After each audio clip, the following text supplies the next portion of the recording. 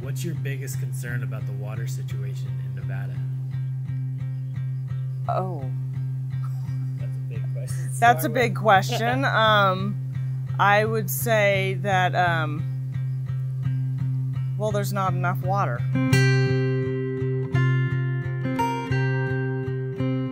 Water defines the Great Basin. This whole region of the western U.S., 200,000 square miles that all drains internally with no outlet to the sea. We have very high quality water, but just not very much because it's a desert.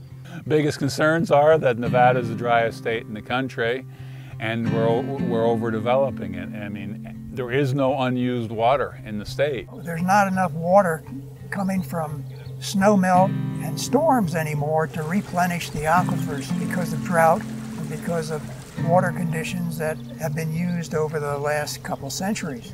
Water has always been a limiting resource, so you know, double, triple, quadruple, 10-fold, 20-fold, 50-fold the population, there isn't enough.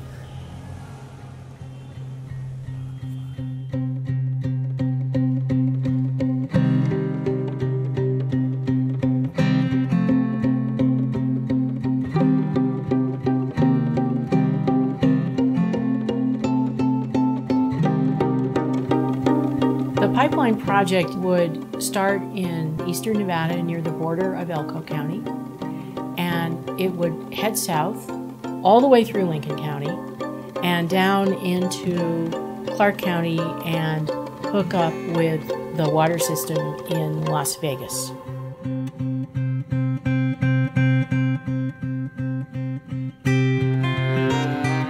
Where have these people been? The biggest issue in the entire West, the United States, is water, H2O.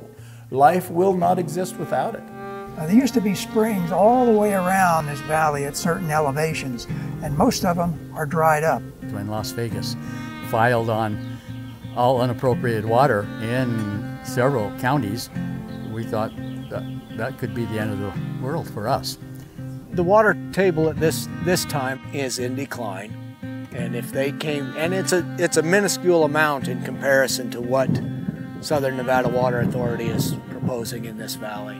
The way we think about it is if you took a football field, which is about an acre, and you filled it full of water to a foot deep, that would be 1 acre foot. And they want over 175,000 acre feet of water every year forever.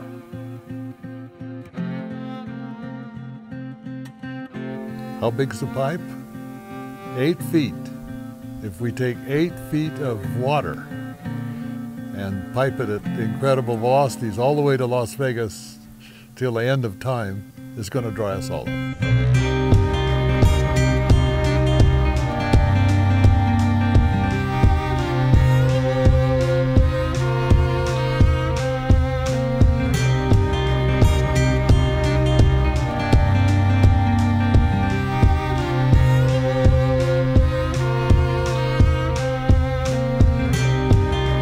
There are 13 basins like this that are interconnected with groundwater. The basins themselves are a bowl, and that's what the Great Basin is. But there are connections between these bowls underground that are very, very transmissible. A lot of groundwater can flow through them. So if we take all the water that's left here and send it to Las Vegas, we're going to drop the aquifer down. It's already down quite a bit. But if we drop it down even a foot, Baker Ranch, for example, will be out of business, and most of the ranchers on up the valley will be. They want to drill wells in this valley and several others and export the water about 300 miles to Las Vegas. Those wells would dry up a bunch of the springs that we depend on. It's obvious that this used to be a livestock watering spot. The water would just flow out of that well, fill the troughs and fill the reservoir. And I don't think there's been water flowing here for 25 years. We're looking at a very dire situation. We've been in a drought for 8 to 10 years, and it's not getting any better. most uses by nature don't have water rights. And thus, it's going to take water from the environment, or it's going to take water from ranchers and farmers. There is no unused water. Milt Thompson's springs went dry, and they're raising alfalfa. They're putting the water right back on the same aquifer, but you put her in a pipeline, it ain't never coming back.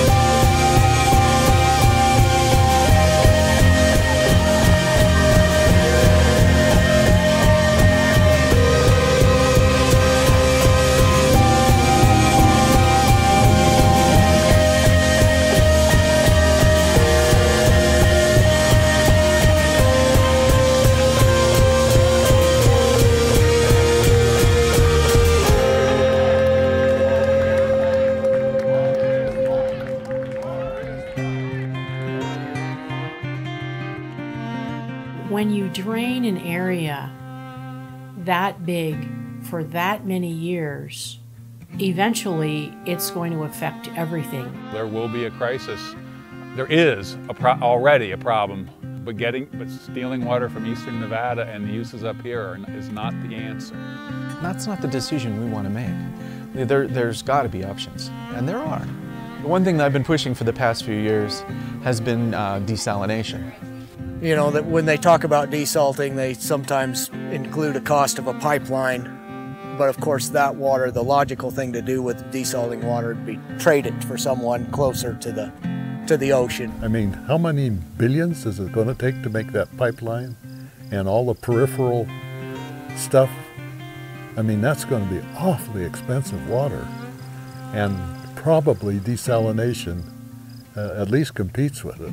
$15.5 billion just to build the pipeline. That doesn't include the monitoring and mitigation costs, which are huge, because basically they're going to overpump a huge area of eastern Nevada.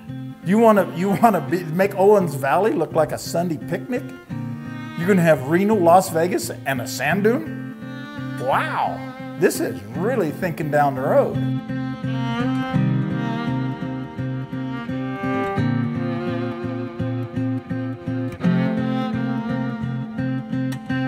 Destroying nature is not working with nature would be so much better. In order to develop groundwater over here, you're taking water from somewhere or something else. Both the critters and people are using those springs and wetlands. That's the whole problem. It's going to affect the wildlife, the elk, the deer, the antelope, and lots of other species that are critical to the high desert environment. Water's too valuable right here.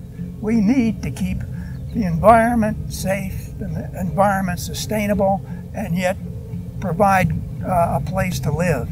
Anytime we make a decision about life or the environment or life on Earth, that we consider the next 7 generations of people and how it's going to affect them, and hopefully not negatively.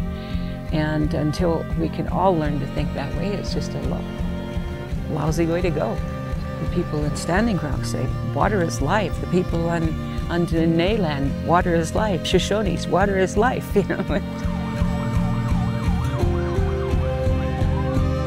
This was conceived in the day when pipelines were the answer. We've got to look at cities and sustainability in new ways. Taking water from one desert to another desert under climate change conditions is ludicrous.